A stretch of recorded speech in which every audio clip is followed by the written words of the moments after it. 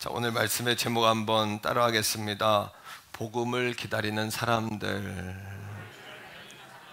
여러분, 세계적인 대학인데 19세기에 영국의 옥스퍼드라는 대학이 있어요. 이 대학 종교학 시간에 기말고사 시험에 이런 문제가 나왔답니다. 물을 포도주로 바꾼 예수의 첫 번째 기적에 대해 논하라, 이렇게 문제가 나왔는데, 그 예수님의 첫 번째 기적에 대해서 천재들이니까 온갖 지식을 더해서 과학적으로, 논리적으로, 신학적으로, 성경적으로 종교학 시간에 답을 막 써내려가는데, 한 학생만은 창밖을 계속 바라보다가 한 줄을 쓰고서 이렇게 나가더랍니다. 근데 그 학생이 적은 답안이 오늘날까지 옥스퍼드의 전설과 같은 만점의 답안인데요, 그 답안의 내용은 이렇습니다. 물이 그 주인을 만나니 얼굴이 붉어지더라. 예, 너무 아름답죠. 물이 주인을 만나다. 훗날에 위대한 시인이 된 조지 고든 바이런이라는 시인의 답안지였어요. 물이 주인을 만나다. 여러분, 우리 인생도 주인이신 하나님을 만나면 그렇게 변화될 줄로 믿습니다. 네. 오늘 말씀은 이제 엘리사 선지자가 이스라엘 백성들에게 복음을 선포하는 장면으로 시작이 돼요. 예. 그 복음의 내용이 뭐냐 하면, 복된 소식이 뭐냐 하면 열왕기하 7장 1절에 나오고 있어요. 1절 한번 보세요. 자, 같이 한번 읽습니다. 시작. 엘리사가 이르되 여호와의 말씀을 이거는 하나님의 말씀을 전할 뿐이에요. 엘리사는요. 그 다음입니다. 여호와께서 이르시되 내일 이맘때에 사마리아 성문에서 고운 밀가루 한 스아를 한 세겔로 매매하고 보리 두 수아를 한 세겔로 매매하리라 하셨느니라. 지금 이스라엘의 상황은 어떤 상황이냐 하면, 당시에 아람이라는 강대국이 그 북이스라엘의 사마리아라는 수도를 둘러싸고 있는 상황이에요. 포위하고 있는 상황. 이 시간이 수개월이 지나서 밖에서 물자가 들어오지도 못하고 또 안에서 밖으로 나가지도 못하는 아주 그러한 어려운 상황입니다. 오늘날에도 러시아나 우크라이나가 이렇게 전쟁하는 거 보니까 복음로를 차단하는 작전을 쓰더라고요. 그건 고대나 지금이나 전쟁의 전략은 거기서 거긴 것 같아요. 명랑 해전이나 한산대첩이나 이런, 또 이순신 장군이 했던 그런 전쟁도 복음로를 차단하는 전쟁 아닙니까? 그러니까 복음로가 차단됐으니까 그 안에 있는 상황은 어떤 상황이냐 하면, 먹을 게 없어 굶어 죽기 직전이고, 서로가 서로의 자식을, 오늘은 네 자식, 내일은 내 자식, 이렇게로 돌아가면서 자식을 잡아먹는 그런 상황이었습니다. 그런데 어떤 사람은 자기 차례가 되니까 나는 못 내놓겠다 이러니까 다툼이 일어나고, 또 왕이 그런 상황을 보면서 정말 왕이 졸도할 직전까지 가고 엘리사를 죽이려고 그래요. 네가 하나님의 종인데 이 상황을 풀어내지 못하는 게 말이 되냐, 너는 사이비다 하면서 자객을 보내가지고 또 엘리사를 막 죽이려고 하고, 완전히 지금 이스라엘의 상황은 완전히 지금 멸망 직전인 겁니다. 멸망 직전. 근데 여러분, 엘리사가 이스라엘 백성 앞에 서서 뭐라 그러냐 하면, 하나님이 말씀하신다. 내일 이맘때에는 한 스아는 한 말입니다. 밀가루 한 말에 한 세겔 2,500원쯤 한다, 이런 얘기예요. 보리 두 수와 보리 두 말에도 한 2,500원, 그냥 동전 몇 입 주면은 살만한 그런 형편이 온다는 거죠. 그러니까 얼마나 그 이야기를 들은 이스라엘 백성들은 그 얘기가 복음이기는 하지만, 복된 소식이기는 하지만 얼마나 황당합니까? 오늘도 우리가 예수님의 그 하나님이 우리를 구원하신다, 우리를 천국으로 우리 인도하신다, 이게 복음은 맞는데 사람들이 생각할 때는 오늘에 안 맞는다는 거 아닙니까? 납득이 안 되고 과학적으로 설명이 안 되고 또 설득이 안 된다는 거죠. 그러나 그럼에도 불구하고 이스라엘 백성들에게 먹을 양식은 복음인가요? 아닌가요? 너무 은혜로우면 대답을 잘 못하시더라고요. 그러니까 이게 한 번 더 해요. 조금 마음을 텐션을 좀 푸세요. 한 번 더. 이스라엘 백성에게 먹을 양식이 복음인가요? 아닌가요? 복음이잖아요. 납득은 안 돼요. 그죠? 아니 어떻게 다 포위돼 있고 땅에서 솟아나거나 하늘에서 뭐 떨어지거나 하기 전에 이게 답이 없는 문제 아닙니까? 오늘날의 복음도 마찬가지죠. 그러나 엘리사가 외친 이 복음의 메시지보다 더 위대한 복음, 더 절박한 복음, 더 기쁜 복음의 소식이 우리들에게 있죠. 그 복음은 어떤 복음인가요? 우리의 육적인 배고픔이 아니라 영적인 배고픔을 해결하고 육적인 목마름이 아니라 영적인 목마름을 해결할 수 있는 복음이죠. 그래서 영원한 지옥불에 들어갈 수밖에 없는 우리를 영원한 생명인 천국으로 인도해 주는 복음이고, 이 땅에 사는 동안에도 우리가 고생해서 고생은 하지만 여러분 우리가 불행하진 않잖아요. 고생은 하지만 불행하진 않죠. 예수 믿는 사람은 불행하다는 생각은 안 합니다. 힘들지만 우리가 그래도 행복하죠. 우리 안에 평안이 있죠. 우리가 믿는 구석이 있죠. 이게 진정한 복음 아닐까요? 이 복음 말입니다. 이 복음을 이 절박한 복음, 절실한 복음, 그런데 사람들은 이해가 안 된다는 거죠. 복음은 복음인데 복된 소식은 복된 소식인데 말이죠. 자, 로마서 1장 16절이에요. 성경은 이렇게 이야기합니다. 시작. 내가 복음을, 자, 바울 목사님이 나는 복음이 부끄럽지 않다는 거예요. 왜 그럴까요? 사람들이 듣지 않고 이해가 안 된다고 하고, 내 이 복음을 전해 돌멩이도 맞고 감옥에도 갇히고 내가 오해도 받고 내가 사람들에게 내가 외면도 당하고 버림도 받았지만 나는 이 복음을 부끄러워하지 않는다. 확신이죠. 오늘도 여러분들에게 이 확신이 있습니까? 예수 왜 믿냐? 근데 여러분 우리가 사이비 집단이 아니잖아요. 뭐예요? 우리가 믿는 예수는 우리를 영원한 구원으로 인도하잖아요. 우리를 행복으로 이끌어주잖아요. 영원한 평안을 얻게 하잖아요. 또 영원한 하늘아버지 자녀가 되게 하잖아요. 아멘. 자, 부끄러워하지 않아요. 왜요? 시작. 이 복음은, 복된 소식은 모든 믿는 자에게 구원을 주시는 하나님의 능력이 됨이라. 먼저는 유대인에게, 이스라엘 백성에게요. 그리고 이방인들, 우리 모든 이 대한민국 같은 우리까지도 이 복음은 뭐예요? 하나님께서 세상을 이처럼 사랑하셔서, 사람들을 사랑하셔서 그분의 외아들이었던 예수를, 그 지옥에 들어갈 수밖에 없는 죄를 진 사람들을 대신해서 예수 그리스도께서, 예수께서 십자가에 달려 피를 흘리고 채찍 맞아 죽으시면서 그 피 흘리신, 대신 죽으신 죽음을 통해서 우리의 죄를 씻어주셨다는 사실, 이게 복음입니다. 그리고 마귀 권세에 묶이고 영원한 지옥에 들어가 죽을 수밖에 없는 우리들에게 이 죽음의 권세를 깨뜨리기 위해서 3일 만에 부활하신 이 사건, 이것이 복음인 것입니다. 근데 중요한 것은 오늘의 이스라엘 백성들처럼 그게 말이 되냐?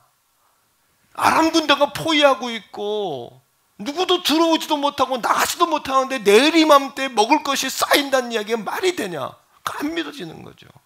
오늘도 우리를 살리는 복음이지만 이 복된 소식 앞에 우리를 주저하는 많은 사람들을 보게 됩니다. 스펄전 목사님은 세 가지로 사람들이 왜 복음 앞에 주저할까? 세 가지로 이야기하셨는데, 첫째는 불신앙 때문이다라고 이야기했어요. 믿지 않는 거예요. 믿지 않는 거예요. 예수님도 자신의 고향에 가 사람도 고치고 복음도 전하고 천국 복음도 전파했지만 사람들이 듣질 않습니다. 그러니까 어떻게 해요? 예수님이 그 지역을 떠나버리죠. 자, 말씀 속에서 한번 봅니다. 마가복음 13장 58절이에요. 시작. 그들이 믿지 않음으로 말미암아 거기서 많은 능력을 행하지 아니하셨어요. 오늘도 사람들에게 전합니다. 예수님은 당신의 위하여 십자가에 죽으셨습니다. 당신의 모든 죄를 그 예수께서 해결하셨습니다. 당신 영원한 지옥에 들어가지 않아도 됩니다. 당신도 모르는 그 불안 때문에 당신이 잠을 못 이루고, 불안 때문에 뭔가에 자꾸 빠지게 되고 중독되게 되고 거듭죄를 짓게 되고, 그렇게 두 가지 얼굴을 가지고 살지 않아도 됩니다. 예수님이 당신을 구원하셨습니다. 할렐루야. 이 복음입니다. 이것이 복음이에요. 근데 사람들이 들으려고 하질 않아요. 그럼 어떻게 합니까? 그 자리를 떠나라는 거예요. 그 사람을 버리란 뜻이 아니라 그 사람을 위해 기도할 뿐. 따라합니다. 전도는 예비된 영혼을, 하나님께서 예비하신 영혼이 있어요. 들으려고 하는 사람. 인생의 겨울이 와서, 인생의 겨울은 몸이 갑자기 아프다든지, 주변에 어려운 일들을 보면서 재난을 당하거나 몸이 아프거나 어떤 충격을 먹었거나, 그러면 누구나 다 인생의 겨울이 옵니다. 그러면 자기가 연약한 걸 깨닫게 돼요. 그럼 무너지게 돼요. 누구나 무너지지 않는 사람은 없죠. 그렇게 마음이 준비되고 뭔가 복음을 기다리고 의지할 거, 붙잡을 걸 기다리는 그런 사람들이 있다는 거예요. 하지만 여러분, 불신앙을 가진 사람들의 종류는 두 가지죠. 완전히 거부하는 사람들. 두 번째는요, 믿는 것 같은데 뭐예요? 구속받는다고 생각하는 거죠. 그런 사람들에게는 따라합시다. 증거를 보여주자. 증거를 보여주어야 하는 것입니다.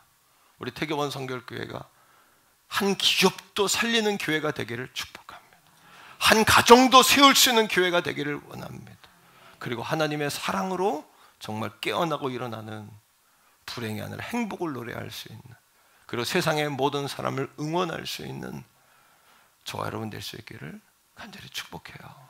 두 번째는 스벌전 목사님이 이렇게 이야기해요. 바빠서 다음으로 자꾸 미루는 거죠. 믿을 것 같은데 지체하고 미루는 거예요. 그럴 때 따라하세요. 지금은 은혜 받을 만한 때요, 구원의 날이로다. 사도행전 24장 25절 말씀 가운데 벨릭스라는 총독이 사도 바울을 자꾸 초대합니다. 왜요? 바울의 말을 들어보니까 옳아요. 옳은데 결단을 하지 못하는 거예요. 자, 말씀 속에서 보세요. 시작. 바울이 의와 절제와 장차오는 심판을 강론. 저처럼 오늘 의와 무엇이 의롭게 사는 것인지, 또 절제와 우리가 무엇을 끊어야 하는 것인지, 장차 오실 심판과 천국과 지옥의 문제를 도광록 목사처럼 선포하는 것이에요. 바울이 그렇게 했던 거예요. 벨릭스 총독 앞에 가서. 그러나 벨릭스가 어떻게 합니까? 두려운 마음을 가져요. 그렇구나. 말씀을 들을 때는 그런 것 같아요. 두려운 마음이 와요. 그러나 벨릭스가 이렇게 이야기합니다. 시작. 대답하되 지금은 가라. 내가 틈이 있으면 너를 부르리라 하고. 자꾸 지체하는 사람, 올 듯 하는데 자꾸 지체하는 사람들이 있죠. 세 번째는 이런 겁니다. 어떤 사람은 철저한 세속에 빠진 세속주의자들. 어떻게 세속주의가 뭡니까? 저는 빈곤의 세속. 배가 고픈 거예요. 아무리 복음을 이야기해도 현실의 삶이 너무나 어려우니까. 여러분, 자녀 키우는 것도 어렵고 먹고 사는 문제도 어렵고 오늘 일용할 양식도 없고, 예수님께서 그런 자들을 향하여 어떻게 했습니까? 5천 명에게 떡과 물고기를 나누어 주신 것처럼 그런 자들에게 먼저 필요를 채워줘야 돼요. 친구가 필요한 사람에겐 친구가 되어주셔야 돼요. 식사 한 끼가 필요한 사람에겐 식사를 대접해야 돼요. 여러분, 재정이 필요하면 재정도 흘려보낼 수 있어야 돼요. 두 번째는 어떤 세속화요? 너무 부유한 세속화. 너무 잘 사는 거예요. 그래서 유행을 따라 삽니다. 사람들이 또 어떤 스포츠를 좋아하면 그전 스포츠를 하고, 또 뭘 좋아하면 또 그리로 가고, 옷도 또 바꿔 입고, 여러분, 또 뭐 반지가 유행이면 또 그 반지도 껴야 되고, 또 뭐 유행이면 또 그 가방도 들어야 되고. 사람들이 다 보면 말입니다, 그죠? 유행을 따라가는 거예요. 그냥 세속화에 꽉 묶여 있는 거예요. 또는 너무나 여러분 뭐예요? 너무나 마음속에 열심히 돈을 버는 거죠. 너무 인색함, 모으는 것 때문에 막 교회 가면 어떤 분이 남편이 교회 가면 헌금 내야 되잖아, 헌금해야 되잖아. 그래. 당연히 술 먹는 거 계산해보라고 얼마인지 그랬다고. 술값하고 헌금하는 거하고 뭔 차이가, 어떤 게 더 많으냐고. 당신 커피 마시는 거 생각해보라고. 하루에 커피도 5,000원씩 하더라고, 그죠? 커피 한 잔에 당신이 좋아하는 거 생각해보라고. 그렇게 이야기했다는 거 아닙니까? 하도 인색하게 뭐 때문에 안 되고 뭐 때문에 안 되고 뭐 때문에 안 되고. 그러니까 제가 막 퍼주는 거예요. 그냥 막 퍼주는 거예요. 해외도 퍼주고 성도들에게 막 나눠주고. 흘러 넘치는 우리 교회가 될 수 있기를 축복해요. 우리 교회 중에 은혜 가운데 하나가 교회 오면 막 이렇게 넘쳐요. 그죠? 막 주고 넘치고 가져가고 막 섬기고 내놓고. 초대교회 같아. 흡사 초대교회 같아. 초대교회 같아. 이런 분들에게는 따라합니다. 인생의 겨울이 온다는 거. 누구나 다 인생의 겨울을 맞이하게 돼 있어요. 제가 인천에 부평에서 부교육자로 있을 때 큰 교구를 하나 맡았어요. 그 여자 집사님 남편이 경찰서장이에요. 경찰서장인데 경찰서장님이 집사님이긴 한데 이분이 어떻게 집사가 되는지 모르겠어요. 교회는 안 나와. 안 나와요. 그러니까 부인이 저한테 목사님 우리 남편 좀 신방 좀 해주세요. 신방 좀 해주세요. 그래. 그럼 내가 신방을 가면 이분이 또 여러분 친절해요. 여러분 성공한 사람들이 교만할 것 같지만 정말 성공하고 부유한 사람들이 겸손해요.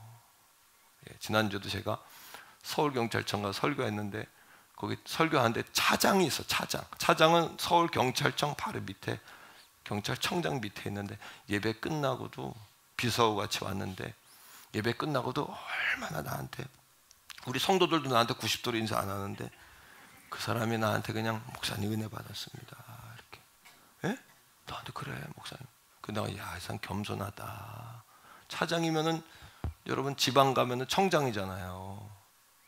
근데 그 경찰서장도 부인이 목사님 오늘 신방 가요 전화하면은 밑에까지 쫓아 내려와.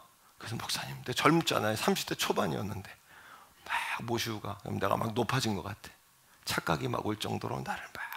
그러면 예배실 그 사무실에 앉아가지고 아니 서장님, 집사님 왜 이렇게 안 나오세요? 그분이 뭐라 하는 줄 아세요? 목사님, 내가 5년 후에 퇴임인데 전원주택 짓고 있잖아요.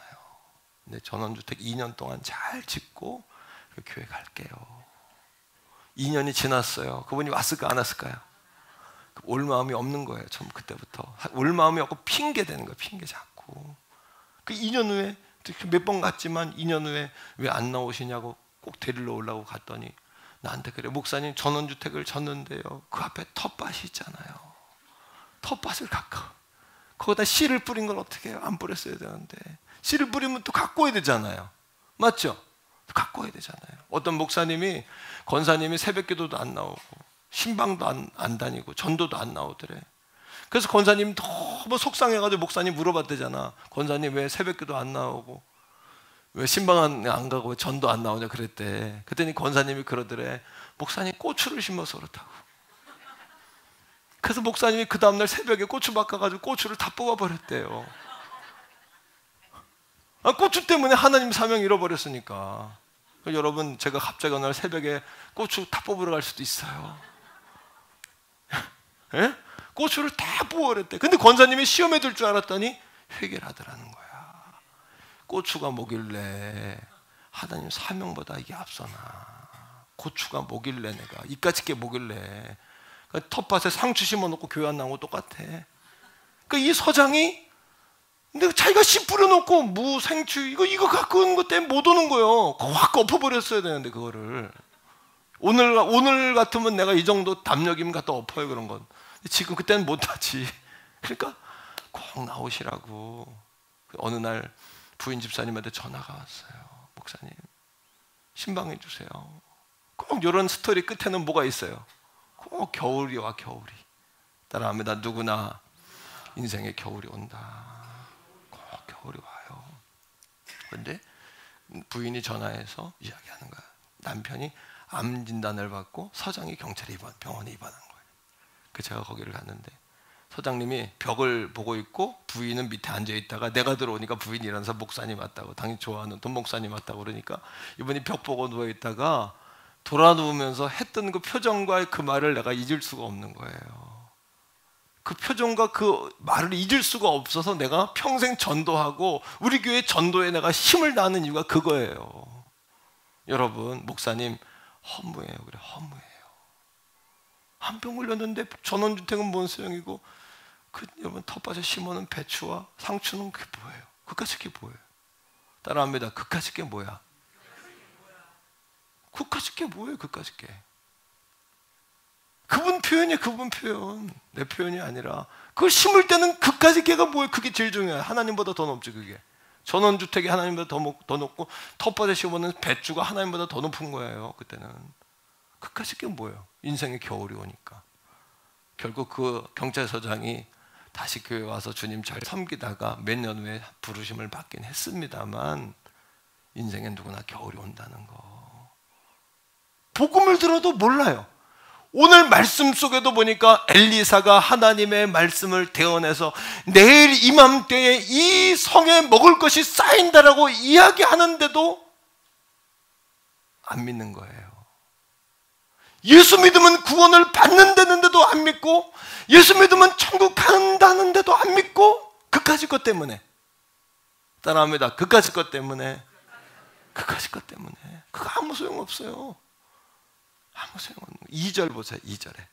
자, 시작. 그때의 왕이 그의 손에, 왕이 의지한다는 것은 그 사람은 성공한 정치인이라는 이야기인데, 여러분, 나는 죄송하지만 뭐 국회의원을 초대해서도 가보고 재벌 집에도 가보고 별로 난 그거 옛날엔 되게 좋아 보였고, 그런 집에 가려면 떨리고, 근데 그까짓 거라고 말하면 안 되지만 그렇게 이제는 그게 떨리고 높아 보이고 안 그렇더라고.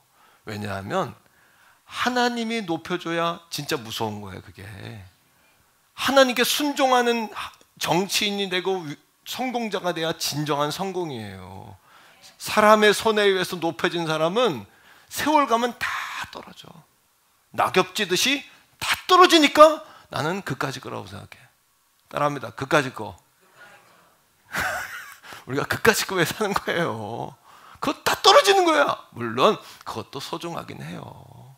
귀하긴. 제가 하대하고 우습게 보는 게 아니라 최고의 가치에 비하면 그까짓 거라는 거예요. 그것도 최고의 가치, 최고 높은 가치. 여러분, 연대 의대 의사도, 서울대 나온 의사도 나한테 그러잖아요. 목사님 어떻게 복을 받냐고. 서울대 출신 의사들이 나한테 왜 그런 얘기를 묻겠어요. 연대 나온 연대 세브란스 과장이 나한테 왜 물어요 이걸. 목사님 어떻게 복을 받냐고 머리를 조아리고. 하나님이 함께하는 자가 진짜 성공자다. 하나님이 높여주는 자가 진짜 높아진 자다. 이 가치를 왜 모르시냐고. 이 가치를. 왕이 의지하는 장관이지만 그 결말이 어떻게 되나 보세요. 자, 읽으세요. 왕이 의지하는 장관이. 시작. 하나님의 사람에게 대답하여 이르되 여호와께서 하늘에 창을 내신들. 됐어요. 여호와께서 하늘에 창을 내신들. 이 사마리아 성에 있는 사람들은 이스라엘 사람이에요, 아니에요? 이스라엘 사람들이에요. 예수님 시대에 와가지고 사마리아가 이방 나라에 자꾸 점령되면서 사마리아 여인 하면은 매춘부가 듣고 정말 그런 여인의 상징이잖아요, 사마리아 사람들이. 하지만 이 당시에는 애굽에서 나온 사람들이 이스라엘 아래쪽은 유다를 중심으로, 북쪽은 사마리아를 중심으로 이스라엘 백성들이 거기 퍼져 살았던 거예요. 이 사람들도 정통 이스라엘 사람들이야. 근데 이 장관이 한다는 말이 뭐냐 하면 하나님이 하늘에 창을 낸들 이 일이 있겠냐는 거예요. 그럼 뭘 얘기한 거예요? 이스라엘 백성들이 애굽에서 출애굽할 때 하늘문이 열리고 하늘에서 만나가 부어졌잖아요. 메추라기가 부어졌잖아요. 그러니까 엘리사가 하나님의 말씀을 대신하는 이 상황 속에서 이 장관은 누구를 여러분 조롱한 거냐 하면 하나님을 조롱한 거예요. 하늘에 창을 낸들 일이 있겠느냐. 다시 말하면 하늘에 창이 나겠느냐. 하나님인들 일을 하겠느냐.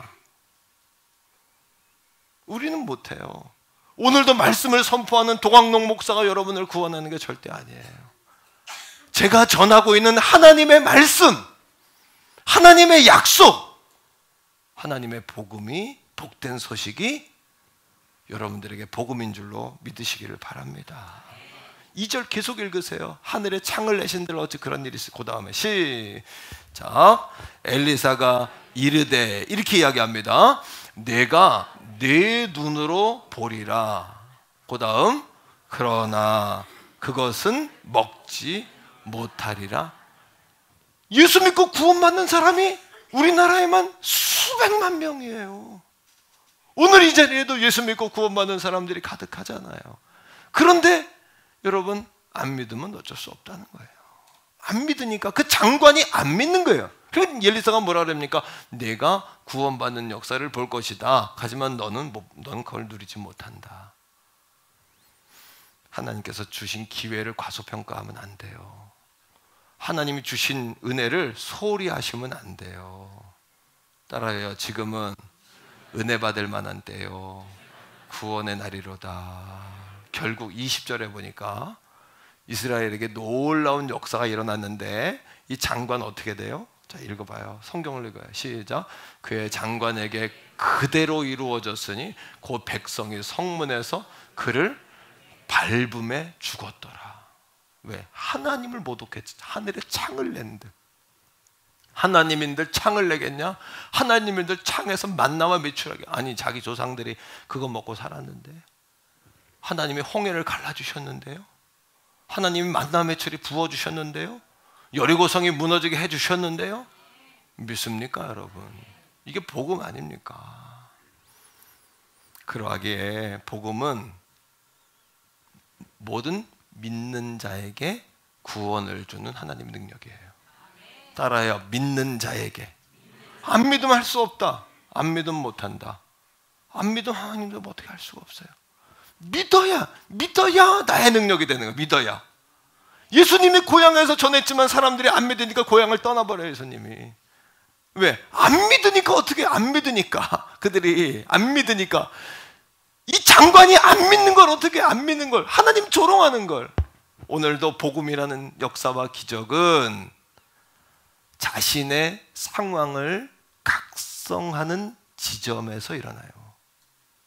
각성, 대각성이라는 표현 쓰죠. awaking, 깨어나는 거, 정신 차리는 거, 자기를 직시하는 거, 자기를 정확히 보는 거. 따라합니다. awaking. 자, 3절 보세요. 이 상황 속에서 이 상황을 각성하는 자들이 있어요. 시작. 성문 어귀에 나병환 자 네 사람이 있더니 그 친구에게 서로 말하되 우리가 어찌하여 여기 앉아서 죽기를 기다리냐. 따라하면 어찌하여. 오늘도 슬픔을 받아들이면 안 돼요. 어찌하여 역전시켜야 돼요. 지금 상황이 죽을 수밖에 없는 상황인데 문둥병자들이 뭐라고 이야기해요? 어찌하여 여기에 앉아 죽기를 기다리라. 그냥 있으면 죽는다는 걸 각성한 거예요. 안 믿으면 죽는 걸 각성한 거예요. 어웨이킹한 거예요. 오늘도 이 어웨이킹의 역사가 있기를 주의 이름으로 축복합니다. 이거 어떻게 안 믿는 거예요? 도대체가요. 성령님 역사하셔야죠. 성령님이 해주셔야죠. 성령님이 해주셔요. 성령님이 각성을 하는 겁니다. 각성을. 죽기를 기다리라. 죽을 수 없다는 거예요. 오늘도 여러분 한번 고백적으로 말하세요. 하나님, 죽을 수 없습니다. 해내고 싶습니다. 그가 된다면 나도 된다고 믿습니다. 그 사람의 하나님이 나에게도 하나님 아닙니까? 하나님, 나도 하나님 자식 아닙니까? 이런 마음으로 어찌하여 내가 죽기를 기다리라. 각성하는, 그렇게 각성하는 그 지점에서 오늘도 여러분 기적이 일어나는 거예요. 그 지점 말입니다. 자, 4절에 그들이 어떻게 각성하죠? 자, 여러분 시작. 만일 우리가 성읍으로 가자고 말한다면, 성읍에는 그렇죠. 사마리아 성 안에는 죽을 일밖에 더 있어요. 그 다음에 만일 우리가 거기서 죽을 거예요. 만일 우리가 여기서 뭐 한다면, 머무르면 역시 우리가 죽을 것이라. 그러면 그런즉 우리가 가서 아람 군대에게 항복하자. 그들이 우리를 살려두면 살 것이요 우리를 죽이면 죽을 것이라 하고. 오늘도 살 길을 찾아갈 수 있기를 축복해요. 인생엔 겨울이 다 있다는 거, 인생에 진면목이 있다는 거, 인생의 실체를 봐야 된다는 거, 오늘 어웨이킹해서 여러분에게 각성이 일어나야 된다는 거, 현실을 보고 주제를 알고 주제를 파악하고, 주제를 모르면 문제를 못 풀잖아요. 그렇죠? 주제를 잘 알고, 비하는 얘기가 아니라 여러분 각성, 깨어남, 정신차림, 현실파, 내 위치파, 내 위치를 알아야 될 거 아닙니까? 위치를 착각하면 안 되잖아요. 우리나라 이번에 여러분 월드 야구 대회 나간 우리나라 선수들 보니까, 내가 보니까 주제 파악을 못 하더만요. 선수들이 현실 파악을, 그거죠. 답이 그거죠. 뜬구름에 떠 있더만요. 그러니까 어떤 해설위원이 뭐라 하냐면, 어디서 야구치 어디서 하죠? 일본에서 하죠. 배 타고 오라고. 비행기 탈 자격도 없다고. 국가를 대표하는 선수들이 이를 악물고 눈에서 피가 터질 때까지 싸워야 될 거 아닙니까? 그 나라의 태극기를 달고 나가서 그럼 되겠어요? 예? 그러니까 배 타고 오라고. 비행기 타고 올 자격도 없다고. 나는 헤엄쳐 와야 된다고 생각해. 나는 그 배 탈 자격도 없다고 생각해. 중간에 다 떨고 가지고 2시간씩 헤엄쳐 오도록. 왜? 각성을 못하는 거예요. 각성을. 오늘도 사랑하는 성도로 잘 될 거예요. 아니, 각성을 하셔야 돼. 각성을. 이 시대를 정확히 알아야 돼요. 시대를. 옆에 사람이 말해 줍시다. 각성합시다. 이렇게 각성합시다. 각성합시다. 자, 여러분, 근데 중요한 건 이겁니다. 각성원에서 들어갔는데 뭐가 문제인 거예요? 들어갔더니 하나님이 밥상을 다 차려놓으신 거예요. 구원은 전적으로 하나님의 은혜예요. 우리가 하는 게 아니에요. 우리가 구원을 만드는 게 아니라 하나님이 이미 완성시켜 놓으셨어요. 예수 그리스도를 통해서. 우리는 그냥 얻는 거예요. 선물로 받는 거예요. 5절 보세요. 자, 5절 같이 읽어요. 자, 성으로 들어가는 겁니다. 시작. 아람진으로 가려하여 해질 무렵에 일어나 아람 진영 끝에 이르러서 본즉 그곳에 가보니 한 사람도 없어요. 아니, 한 사람도 없어. 그 다음에 6절이에요. 시작. 이는 주께서 아람 군대로 병거 소리와 말소리와 큰 군대의 소리를, 자, 아람 군대에게 큰 발자국 소리, 큰 군대의 소리를 누가 듣게 하셨다? 할렐루야. 하나님이 하시는 거예요. 구원은 주께서 하시는 거예요. 엘리사가 말했잖아요. 내일 내가 보증한다. 먹을 양식이 쌓일 거다. 믿지 마세요. 엘리사가 그런 게 아니라 하나님이 말씀하시기를. 하나님이 하시겠다는데 왜 안 믿는 거예요, 도대체가? 아멘? 이해가 안 돼요. 하나님이 주겠다는데 왜 안 받는 거예요, 도대체? 예? 왜 안 받아요, 왜? 하나님 주시겠다는데 받기를 주의 이름으로 축복해요. 하나님 주시겠다는데. 자, 말씀 속에서 봐요. 6절입니다. 6절. 자, 계속해서 여러분, 주께서 이제 말하기를, 아람 사람이 서서 말하기를, 시작. 이스라엘 왕이 우리를 치료하여 햇사람의 왕들과 애굽 왕들에게 값을 주고 그들을 우리에게 오게 하였다 하고. 7절. 해질 무렵에 일어나서 도망하되 그 장막과 말과 나귀를 버리고 진영을 그대로 두고 목숨을 위하여 도망하였습니다. 할렐루야. 그래서 에베소 2장 8절에는 우리가 받은 구원의 실체를 이렇게 말해줘요. 읽어볼까요? 2절 8절 시작. 너희는 하나님의 은혜에 의하여요. 우리의 공로도 아니요, 우리의 행함도 아니요. 나병 자는 어느 정도냐 하면, 성경에 보니까 성 밖에 있었죠. 성 어귀에. 나병에 걸리니까 부정하니까 성 밖에 못 들어와. 전쟁통인데도 군사라도 안 써. 예? 그러니까 성으로도 못 들어와. 그 사람들은 성 어귀로 이렇게 기웃기웃하는 사람들이에요. 그러면 성 밖에는 누가 있어요? 아람 군대. 아람 군대도 안 죽여, 걔들은. 왜? 죄송하지만 사람으로 취급을 안 한 거예요. 사람으로 취급을 안 했어, 그 사람들을요. 그런데 그 사람들이 어떻게 해요? 무슨 공로가 있다고 아람 군대가 그 사람들의 발자국에, 하나님 뭘 그 사람들이 잘한 게 있다고 물러가게 할까요? 그러니 이게 은혜예요. 문둥병자 같은 우리에게 그렇게 여러분 버림받고 쓸모없는 우리도 하나님께서 우리에게 은혜로 주신 거예요. 그러니까 너희는 그 은혜에 의하여, 시작. 그 은혜로 인하여 믿음으로 말미암아 구원을 얻었으니 이것이 너에게서 난 것이 아니요 하나님. 이게 복된 소식이 복된 소식. 그러니까 저처럼 죄송하지만 복음을 많이 설교하는 목사도 별로 없어요. 근데 복음을 많이 설교해도 나는 설레늘. 여러분도 지루하지 않죠? 지루하지 않음을 강요하는 거예요 지금. 어때요? 지루해요? 이게 생명이니까 지루함이 없는 거야. 이게 20년 뭐 설교해도 떨리는 거예요. 날마다 내 마음이 그냥 설레는 거야. 설교할 자리 올라오면 이게 새신랑 같은 마음으로, 선보는 마음으로 하나님 앞에. 왜? 복음이니까, 생명이니까 이게. 할렐루야. 자, 8절 보세요. 그런데 그리스도인들에게 가장 중요한 미션이 있어요. 그게 뭐냐 하면 이 복음을 전하는 거예요. 우리가 전하는 거. 오늘 말씀해 보니까 문둥병자들이 갑자기 한 가지 생각이 그들의 마음을 찔러왔어요. 이것도 각성이에요. 어웨이킹이에요. 깨달음이에요. 오늘 종과 우리 가족들에게 이러한 깨어남이 있기를 바랍니다. 뭔 깨어남일까요? 8절이에요. 시작.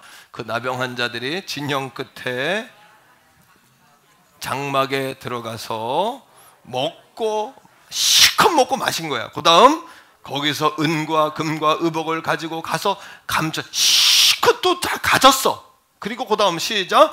다시 와서 다른 장막에 들어가서 거기서 가지고 가서 또 감춰서 실컷 먹고 실컷 그냥 이걸 무슨 어떻게 먹었다래요? 예, 아주 그냥 배부르게 먹은 거예요. 배부르게 그냥 마음껏 먹은 거예요. 꼭 누구 같아요? 저와 여러분 같잖아요. 예수 안에서 우리가 이렇게 먹었잖아요. 이거를 은혜롭게 먹으면 풍성하게 먹은 거고 잘못 먹으면 그것도 한자로 말하면 속으로 생각하세요. 한자는 예수 믿는 사람들이 이렇게 실컷 먹은 거야. 우리가 배 터지게 먹은 거야. 진짜 배 터지게 예수 은혜를 지금까지 그 은혜를 누리고 산 거 아닙니까 우리가? 할렐루야. 그런데 9절에 보니까 한 가지 했다. 찔림. 시작. 9절 읽어요. 시작. 나병 환자들이 그 친구들에게 서로 말하되 우리가 이렇게 해서는 아니 되겠도다. 오늘은 아름다운 소식이 있는, 그죠? 복된 소식, 아름다운 소식이 있는 날이거늘 우리가 침묵하고 있도다. 만일 밝은 아침까지 기다리면 벌이 우리에게 미칠지니 이제 떠나 왕궁에 가서 알리자 하고. 이 시간에 나는 배부른데 굶주림에 괴로워하는 내 가족이 있지 않은가 생각. 이 시간에 나는 실컷 먹었는데, 감추들 정도로 먹었는데 저 성 안에 있는 수많은 내 동족들은 지금 어떤 모습을 하고 있는가. 이런 어웨이킹, 각성. 여러분, 또 한 가지는 이 나병 환자들을 통해서 이 아름다운 소식을 전하게 하셨다는 것에 관해 저도 각성이 돼요. 여러분, 이 문둥병자는 성 안에도 못 들어가고 아람 사람들도 죽이지 않는 사람들이에요. 버림받은 사람. 그런데 하나님은 말씀을 준비하면서 내 가슴을 떨리게 한 것은 문둥병자들이 쓰임받았다면 나도 소망이 있다. 나도 쓰임받을 수 있지 않나. 아는 채 하는 사람 쓰시는 게 아니고, 높은 채 하는 사람 쓰는 게 아니고, 가진 채 하는 사람 쓰는 게 아니야. 하나님은 그냥 장관 같은 사람, 왕 같은 사람, 선지자 쓰는 게 아니라 문둥병자처럼 각성해서 순종하고 죽으면 죽으리라 순종하는 그 사람을 하나님 쓰신다는 거. 이게 하나님 나라의 원리예요. 가난한 자를 들어 부유한 자를 부끄럽게 하고, 무지한 자를 들어 아는 자를, 지식 있는 자를 부끄럽게 하고, 하나님 나라의 통치의 원리가 우리 교회 안에서 흐르기를 바랍니다. 하나님의 이 복음의 통치 원리가 우리의 인생을 이끌어가게 되기를 주의 이름으로 간절히 축복해요. 너무 감격스럽잖아요. 다음 주 설교를 하나님이 벌써 70% 준비하게 하셨어. 너무 행복한 거야. 준비해놓고 다 죽었어 이제 성도들. 아니, 다 살았어. 너무 말씀을 준비해놓고 이런 말씀을 내가 준비했지? 막 감격한 거야. 아, 문득병자 같으니까 주셨나 보다. 기대하시라. 할렐루야. 왜? 행복 드림을 하려면, 행복 나누려면 내가 행복해야 돼. 이 말씀을 통해 우리 가족들이 먼저 행복해지시기를 바래요. 사람들 두려워하지 마세요. 그리고 하나님이 높여줘야 그게 진짜, 하나님이 높이는 사람이 진짜 무서운 사람이에요. 사람이 높이는 게 무섭지 않아요. 그것 한날 정권 맡기면 다 떨어져요. 알잖아요. 하나님이 높이면 그 영원해요. 그 사람의 말이 무서운 거예요. 그걸 두려워하셔야 돼요. 그런 사람들이 전도할 때 그 말을 들으셔야 돼요. 여러분, 행복 나눔이 저는 우리 가족들이 행복해지기를 바래요. 먼저 제가 행복하면 내가 행복해야지. 내가 복음으로 가득해야 내가 성도들에게 복음을 흘려보내죠. 이게 영적 저수지의 법칙인데, 이렇게 영적 저수지가 쌓여서 흘러 넘치기를 주의 이름으로 바랍니다. 우리 주여 한번 부르고, 그렇게 영적인 우리 안에 각성이 있도록, 영적 각성이 있도록, 쓰임받도록, 성령께서 역사하시도록 주여 한번 부르고 기도합니다. 주여.